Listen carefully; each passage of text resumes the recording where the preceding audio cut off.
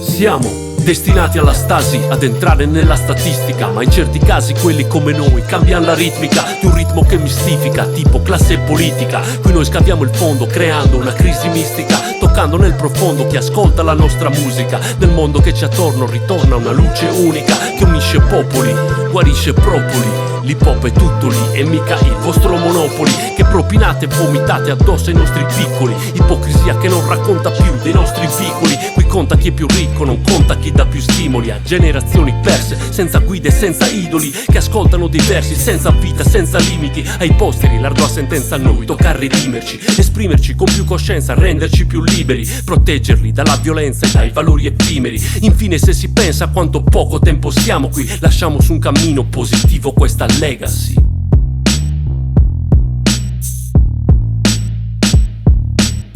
In questi tempi non c'è tempo per arrendersi, devo lasciare sopra il tempo la mia legacy. In questo scempio sarò esempio per riprendersi, tocca lasciare il proprio segno, la tua legacy, legacy.